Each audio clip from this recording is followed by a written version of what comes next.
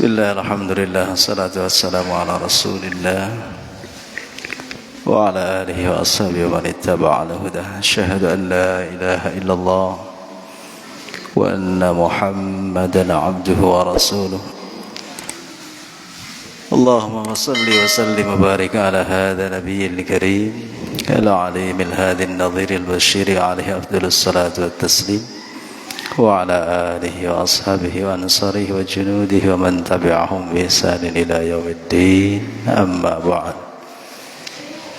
Alhamdulillahilladzi al-qail fi kitabihil aziz ya ayyuhalladzina amanu kutiba alaikumus siyamu kama kutiba alal ladzina min qablikum la'allakum tattaqun.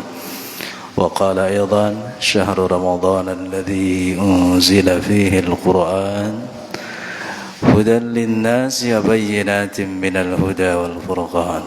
Sadaqallahul azim. Ma'asyiral ikhwani wal akhwat rahimakumullah. Para hadirin sekalian, alhamdulillah, syukur kita sanjungkan ke hadapan Allah Ta'ala. Salawat salam kita hadiahkan ke atas Nabi kita Rasulullah Muhammad sallallahu alaihi wa alihi wasallam.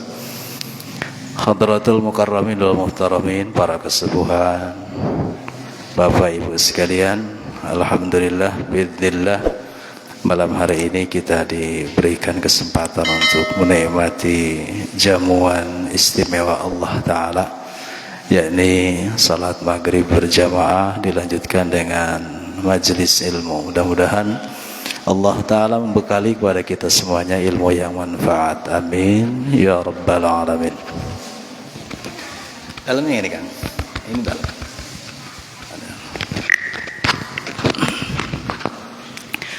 Jamaah sekalian, salah satu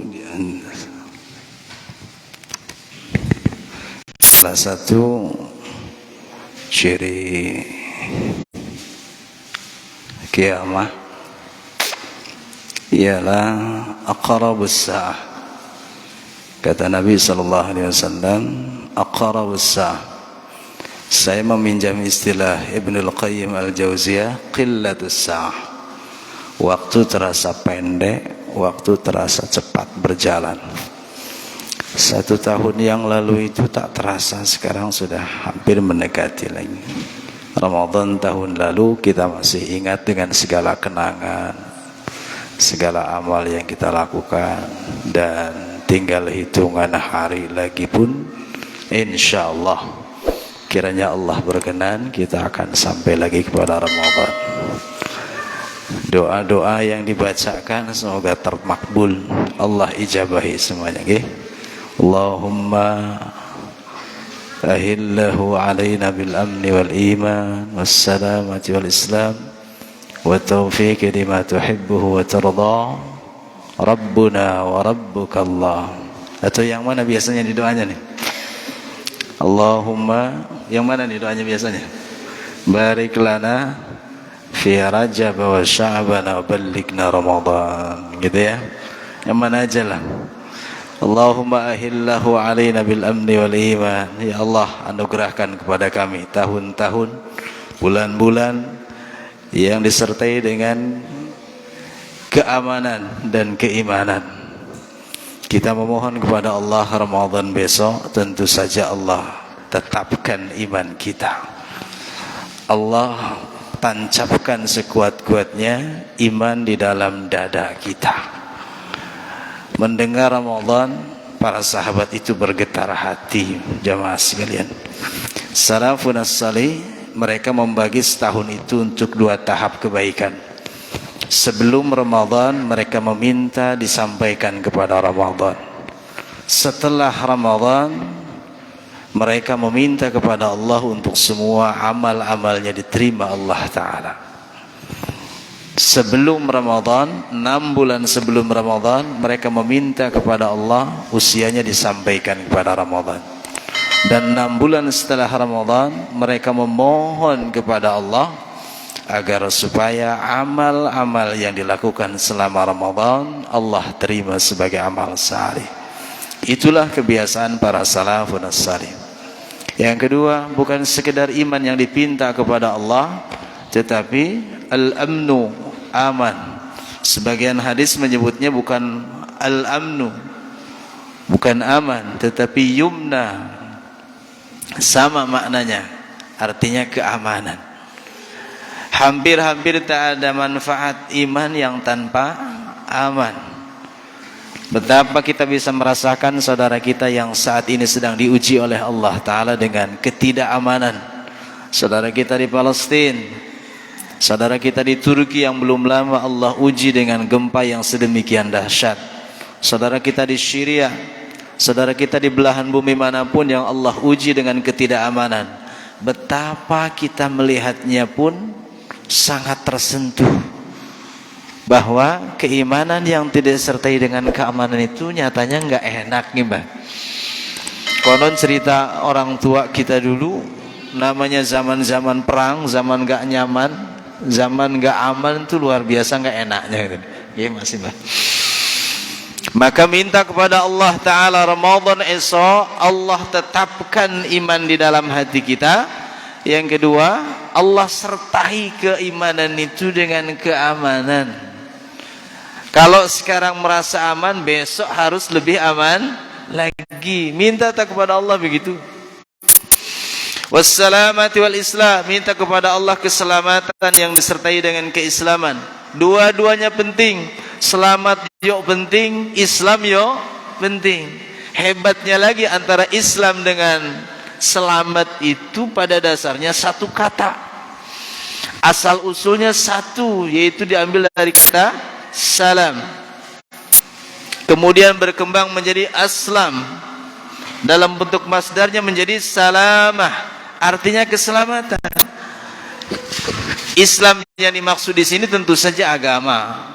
Kita memohon kepada Allah keislaman kita Allah tak cabut, keislaman kita Allah kokohkan di dalam hati, dan Allah sertakan keislaman itu dengan keselamatan. Secara makna betul Islam itu maknanya salamah, selamat. Dan kita pun berharap Ramadan besok Allah kasih Islam, Allah kasih selamat, sehat, panjang umur, gitu nggih Pak? Mudah-mudahan Allah Ta'ala kasih semuanya kepada kita. Wa taufiq lima tuhibbuhu wa taradah.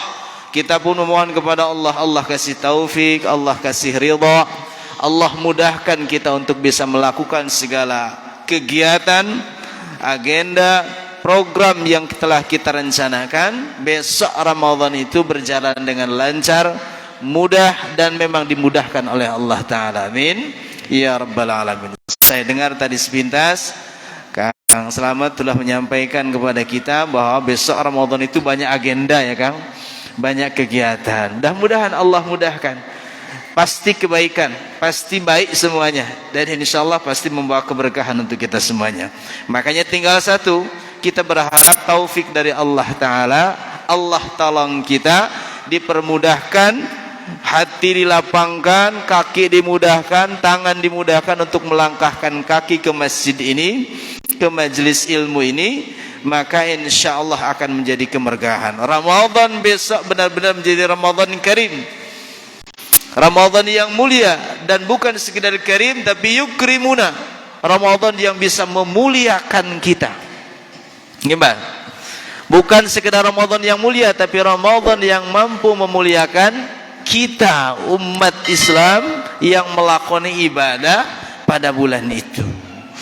Jamaah sekalian, Ramadan sendiri disebut dalam berbagai sebutan. Para ulama menyebutnya macam-macam, menginterpretasikan atau menafsirkan dari hadis-hadis Rasulullah sallallahu alaihi wasallam.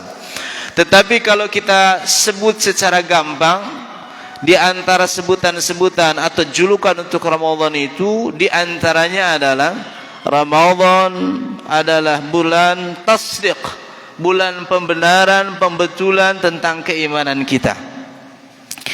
Jamaah sekalian, kalau kita renungkan dengan seksama, tak ada ibadah dalam agama ini yang mengajarkan tentang nilai-nilai kejujuran sehebat Ramadan, sehebat puasa. Makanya dikatakan oleh Nabi sallallahu alaihi wasallam, kullu amali ibni Adam lahu. Setiap amal ibnu Adam, amal manusia itu lahu, baginya. Amal setiap kita itu lahu, baginya, kata Allah. Kata Rasulullah sallallahu alaihi wasallam dalam hadis qudsi. Kullu amali ibni Adam lahu. Setiap amal manusia itu lahu, baginya. Illa siyam, sebagian hadis mengatakan illa saum, kecuali puasa saja. Fa innahu li, sebab dia bagiku, puasa itu bagiku, kata Allah. Wa ana ajzi bih, dan aku sendiri yang akan membalasnya. Jamaah sekalian, tentu saja ibadah yang lain pun mengajarkan kepada kita tentang ihsan, tentang jujur, tentang berbuat kebaikan, berbuat jujur. Tetapi puasa itu lebih lagi menekankan ibadah tentang kejujuran. Salat bisa kita pamerkan, zakat bisa kita pamerkan, haji lebih-lebih lagi bisa kita pamerkan. Tapi siapa orang yang bisa berpamer dengan ibadah puasa? Yang kedua, ibadah yang lainnya tak terlihat nampak di hadapan manusia, di hadapan orang lain. Tetapi puasa, bapak boleh-boleh saja ngumpet makan minum di kamar mandi atau di kamar, kunci pintu kamar. Setelah itu dilap lagi bibirnya supaya kering, terkesan orang berpuasa, sangat mungkin bisa. Tetapi nyatanya kita tidak melakukannya. Dan itu rentang waktunya bukan sebentar, sehari dua hari, seminggu dua minggu, 1 bulan kita bisa berpuasa tanpa ada yang mengawasi, tanpa ada yang menilai dari manusia, dan nyatanya kita mampu melakukannya. Sungguh ingin kita katakan bahwa Ramadan mengajarkan kita tentang kejujuran.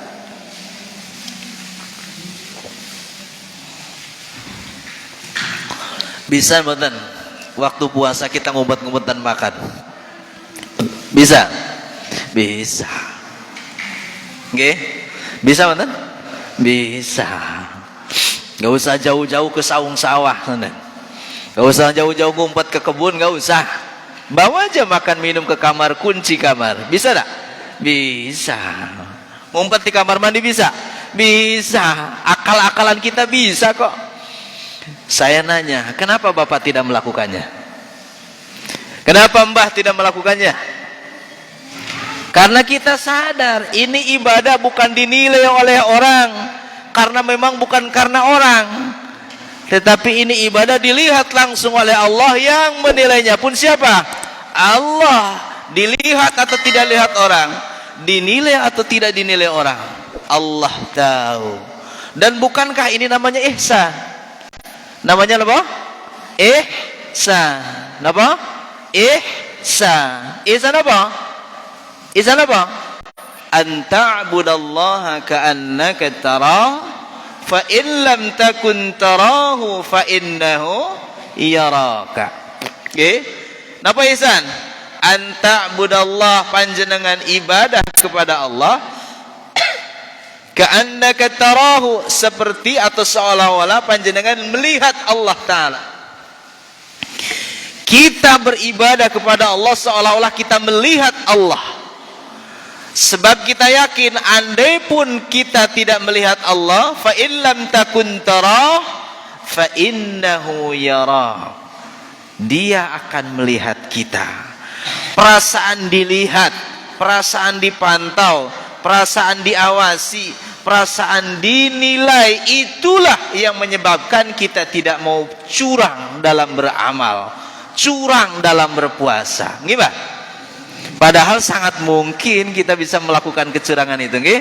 Allah, sangat mungkin banget. Masuk ke mobil, kunci pintu mobil, makan di dalam bisa?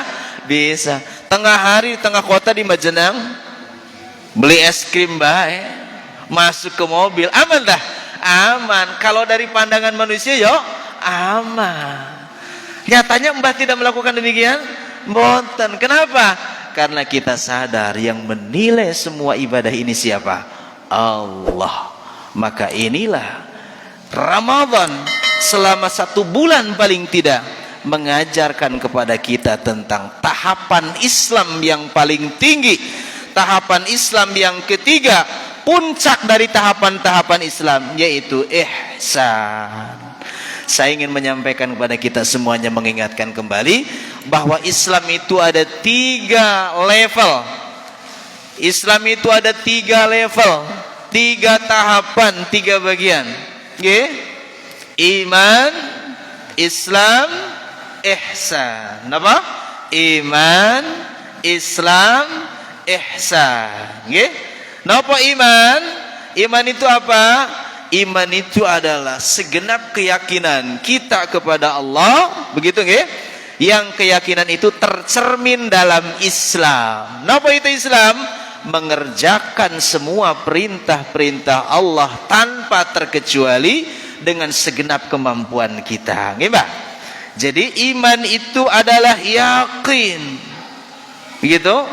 Dari keyakinan itu membuahkan amal. Amal itulah yang disebut dengan Islam. Orang yang yakin dengan hatinya penuh kepada Allah atas segala kemahakuasaan Allah, perintah Allah, kemudian dilaksanakan perintahnya, dia jauhi larangannya dengan sebaik-baiknya melaksanakan, itulah yang disebut dengan ihsan. Walaupun sebenarnya menurut para ulama, antara Islam dengan ihsan itu sudah terkandung di dalam apa?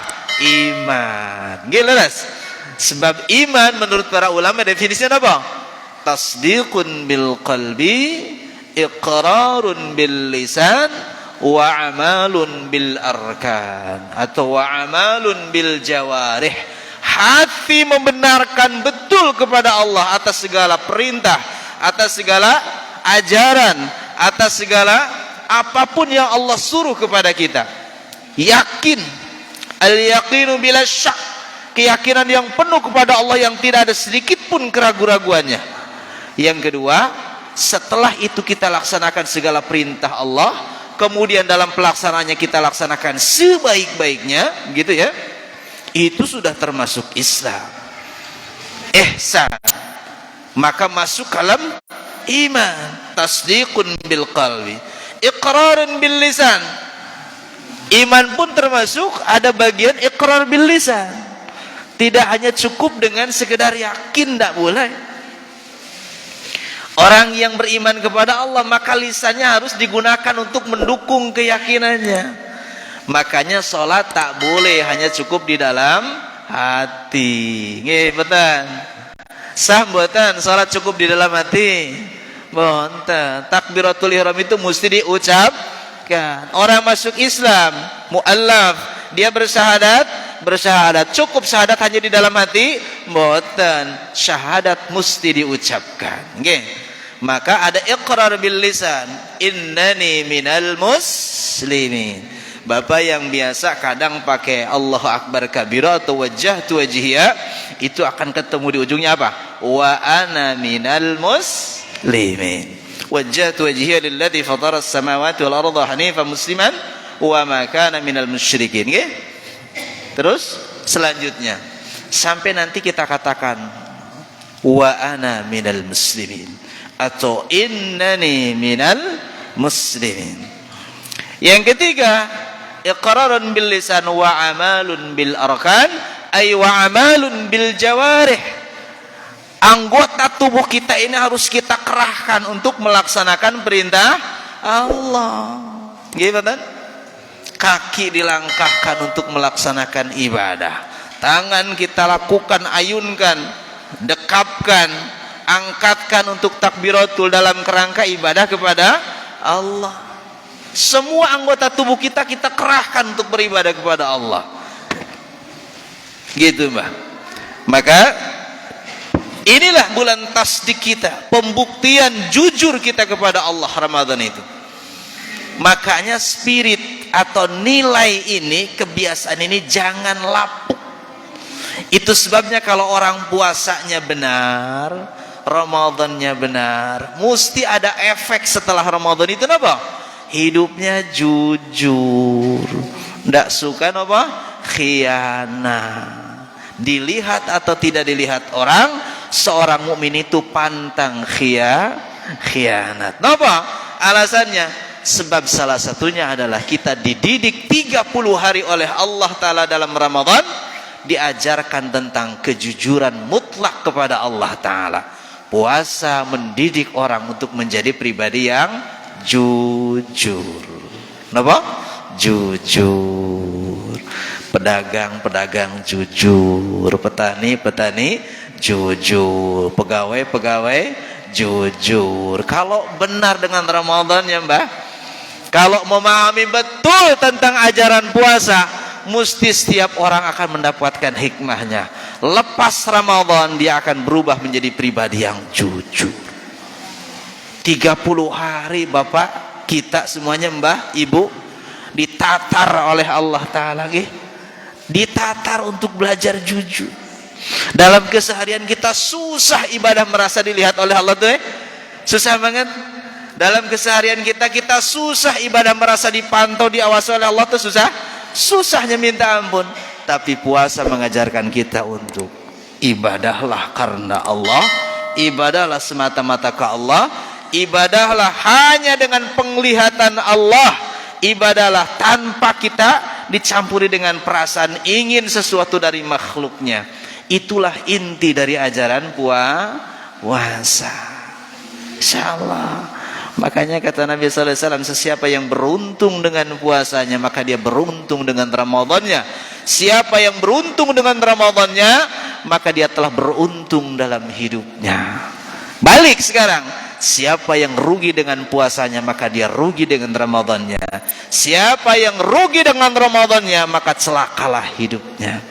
Makanya banyak hadis yang menyebutkan, barang siapa yang diketemukan hidupnya umurnya dengan Ramadan, tetapi Ramadan tak merubah hidupnya, tak merubah perilakunya, tak merubah kebiasaannya, sungguh telah menjadi hamba yang paling celaka. Mestinya Ramadan mampu merubah kita. Ramadan bukan sekedar lewat. 40 tahun usia berarti 40 kali Ramadan lewat. 50 tahun usia berarti telah 50 kali Allah beri kesempatan membenahi diri dengan Ramadan. Pertanyaannya, kita butuh berapa Ramadan lagi untuk mengambil pelajaran baik? Kita butuh berapa Ramadan lagi untuk merubah diri? Padahal segala sesuatu yang berkaitan dengan hidup manusia hanya Allah yang tua, yang tahu, yang kuasa. Rugi benar orang lewat usianya kepada Ramadan tapi dia tak mendapatkan apapun dengan Ramadan. Jamaah sekalian, inilah konsep Ramadan yang pertama. Yang kedua, Ramadan juga seringkali disebut dengan syahrul tarbiyah, bulan pendidikan. Ini memaknanya luas banget, gimana? Hampir-hampir tidak ada satupun sisi Ramadan kecuali di dalamnya adalah ilmu. Kenapa? Ilmu. Kenapa? Ilmu. Ramadan mengajarinya ilmu mungkul. Ilmu saja. Apa baik ilmu dalam Ramadan? Tadi sudah disebutkan sama takmir, rencana-rencana baik. Itu semuanya Ramadan. Susah kita melaksanakan kebiasaan itu di luar Ramadan, kan? Susah,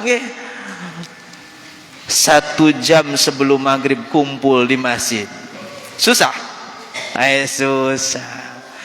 Dari maghrib sampai isya bertahan duduk tidak angkat, maaf pantat dari sajadah, pantat dari karpet. Susah? Susah. Sholat sunat sedemikian banyak sampai berbelas rokaat, hitungan belasan rokaat setelah isya, biasanya susah? Susah. Kalau bukan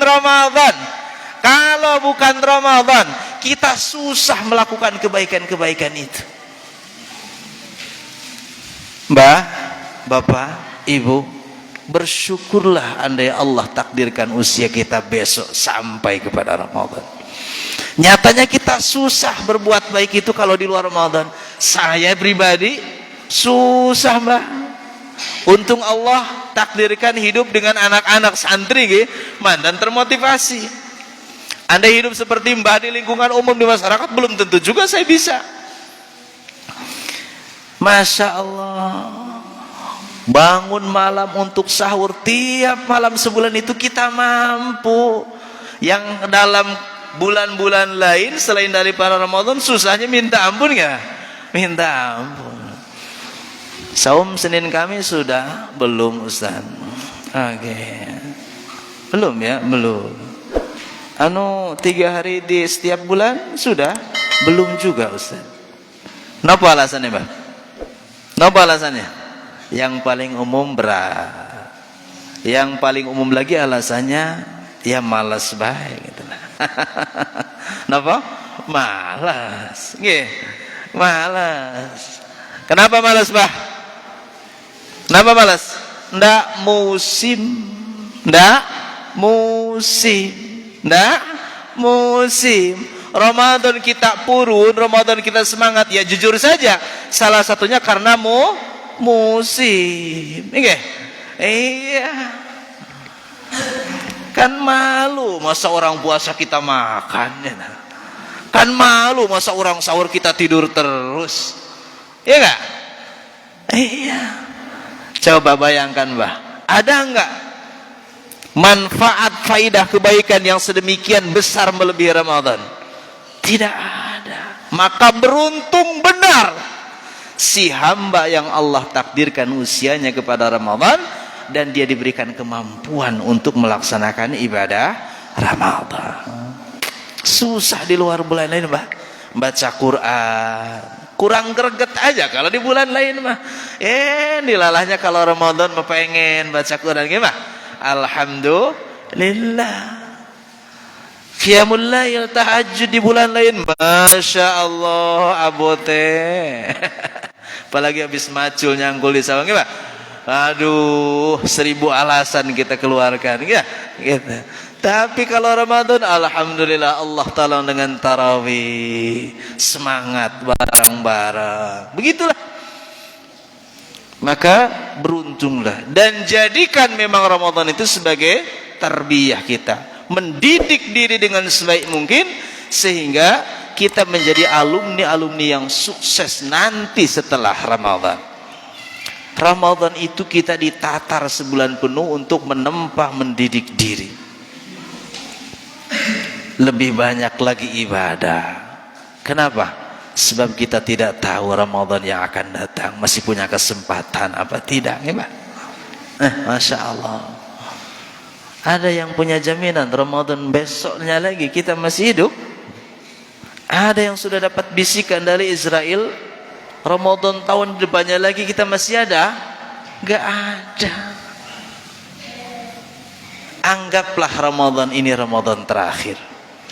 Anggaplah Ramadan ini Ramadan terakhir sehingga kita bisa maksimal, benar-benar berupaya keras dan mengoptimalkan diri untuk beribadah. Kalau bisa jangan buang-buang waktu. Barang 1 detik 1 menit pun buat sesuatu yang tak manfaat. Masya Allah. Kita latihannya di situ aja, nggih. Tadribatnya latihannya di Ramadan dulu. Alhamdulillah kalau benar-benar nanti setelah Ramadan itu jadi Syawal. Nggih. Alhamdulillah kalau kebiasaan Ramadan itu nanti benar-benar jadi Syawal. Paham mboten? Paham mboten maksud kula? Maksud saya, alhamdulillah kalau kebiasaan Ramadan itu begitu selesai Ramadan benar-benar jadi Syawal. Napa Syawal? Tarqiyah, meningkat. Napa? Meningkat. Alah Ustaz lah, boro-boro ningkat. Ya minimal istiqomah di situ nggih. Minimal istiqomah, menikmati ibadah berjamaah maghribnya istiqomah, menikmati berjamaah isyanya istiqomah, memaksakan diri melangkahkan kaki untuk berjamaah subuhnya istiqomah, semangat berbagainya istiqomah. Ya minimal itu aja. Tak naik pun tak mengapa kalau susah, tapi ya minimal bertahan istiqomah. Kadang saya malu menyebut bulan apa besok? Syawal, Pak. Syawal. Namanya Syawal, Pak. Tapi kecenderungannya turun ngono loh. namanya Syawal. Berarti apa? Naik, nggih, tarqiyah. Tapi nyatane turu di kampung saya, Mbak. Ini mah cerita di kampung saya, begitu. Kalau bis Ramadan itu ya leluasa lagi masjidnya. Nggih. Leluasa lagi. Ambak lagi, ya, masjidnya jadi lebar lagi. Mestinya setelah puasa ya nambah hebat. Ini setelah puasa nambah turun lagi. Ya, Mbak. Ustadz terlalu idealis, bukan idealis. Saya mengingatkan saja. Mudah-mudahan besok ada sesuatu yang meningkat lagi. Setelah Ramadan, Syawal, yuk minimal istiqomah. Minimal istiqomah. Yang sudah didapat, diperoleh, semangat berjamaah, semangat baca Quran, semangat menghadiri ilmu, majelis ilmu, semangat menghadiri setiap kajian-kajian keilmuan, semangat berbagi, nggih? Itu tidak luntur begitu saja. Mbah, mohon maaf sekali ini, ilustrasi ini, contoh ini saya ulang-ulang supaya paham. Kita seringkali menganggap Ramadan itu adalah prestasi tertinggi, puncaknya amal ya Ramadan. Nggih? Kadang-kadang pemahaman seperti inilah yang membawa celaka fatal kita. Sudah celaka fatal mawon. Nggih. Coba bayangkan, orang kalau setelah sampai puncak, maka kesananya apa? Kesananya apa? Turun. Nggih. Orang kalau sudah menganggap puncak, maka kesananya apa? Turun. Itu yang terjadi persis dengan Ramadan. Karena pemahaman kita selama ini Ramadan adalah puncaknya amal, puncaknya kebaikan. Lawang orang kalau sudah di puncak itu tinggal mudun, tinggal turun. Itu yang terjadi. Makanya penuh sesaknya Ramadan, ramainya Ramadan, ya sebatas Ramadan. Begitu selesai 1 Syawal sudah mulai lagi turun lagi semuanya, nggih. Fahami, Ramadan itu bukan puncak amal. Semua kita punya punya HP nggih, Mbak, punya alat komunikasi. HP nih, HP nggih, handphone. Handphone itu kalau low baterai lemah kita charge. Charger, kita charge. Itulah fungsi Ramadan. Napa? Itulah fungsi Ramadan. 1 tahun kita disuruh beramal, disuruh menghadiri majelis, disuruh datang berjamaah ke masjid, disuruh berbagi, disuruh ini dan itu oleh Allah Ta'ala. Ya lama-lama baterai iman itu ya ngences juga, turun juga. Fungsi Ramadan itu untuk mengecas kembali, supaya kekuatan baterai iman kita meningkat lagi. 1 bulan kita dicas imannya oleh Allah Ta'ala. Ibarat HP dibiarkan berhari-hari dulu untuk dicas sampai full. Supaya apa? Supaya bertahan baterai iman tersebut, power iman tersebut sampai Ramadan yang akan datang. Maka sejatinya Syawal, Dzulqa'dah, Dzulhijjah, Muharram, Safar, kemudian apa nih? Rabiul Awal, Rabiul Tsani, Jumadil Awal, Jumadil Tsani, Rajab, Sya'ban, kemudian masuk Ramadan, ya. Itu adalah bulan di mana kita pakai energi iman itu, kekuatan iman itu untuk beramal. Ibarat ngecas HP, setelah selesai cas itu baru kita buka, kita pakai HP-nya. Gimana? Gitu harusnya memahaminya. 1 tahun Ramadan hanya 1 kali, tadi Pak. Nggih? 12 bulan Allah ciptakan hanya 1 Ramadannya. Hanya 1. Sisanya apa? Di luar Ramadan. Mestinya 1 bulan itu mampu membangkitkan kekuatan iman kita sehingga kita bisa istiqamah nanti selepas Ramadan. 11 bulan sisanya bisa istiqamah dalam ibadah. Nanti mendekati Ramadan udah mulai down lagi, sudah mulai berkurang lagi baterainya, cas lagi Ramadan yang akan datang. Kira-kira begitu perumpamaannya. Jadi Mbak, Ibu, Bapak rahimakumullah, saya ingin mengingatkan kita semuanya, yang paling penting kita siapkan sekarang adalah ilmu. Apa? ilmu. Fahami segala bentuk, segala keistimewaan Ramadan. Yang kedua, setelah itu banyak-banyak berdoa kepada Allah untuk supaya kita dimampukan banyak-banyak beramal. Yang ketiga, mampukan minta kepada Allah selepas Ramadan menjadi hamba Ramadan. Kun rabbaniyan wala takun ramadaniyan, kata para ulama di sana. Kun rabbaniyan wala takun ramadaniyan. Jadilah engkau hamba Allah Rabbani, jangan jadi hamba Ramadan. Apa hamba Allah? Di Ramadan ataupun di luar Ramadan dia tetap istiqamah ibadah. Apa hamba Ramadan? Dia baiknya, salehnya, rajinnya hanya sekedar Ramadan saja. Lepas Ramadan maka lepas semua kebaikannya. Naudzubillah. Itu saja barangkali yang saya sampaikan. Mudah-mudahan segala keinginan, harapan kita tentang Ramadan Allah tolong kita semuanya. Setelah itu mari kita budayakan, kita kebiasaan-kebiasaan baik, warisan-warisan Ramadan itu pada bulan-bulan yang akan datang. Insya Allah Ramadan yang demikian adalah Ramadan yang barakah, Ramadan yang mulia, bahkan Ramadan yang memuliakan kita insya Allah. Amin. Amin ya rabbal alamin. Hasbunallah wa ni'mal wakil, ni'mal maula wa ni'mal nasir. أقول قولي هذا واستغفر الله العظيم لي ولكم ولسائر المسلمين هدانا الله وإياكم واستبقوا الخيرات. السلام عليكم ورحمة الله وبركاته.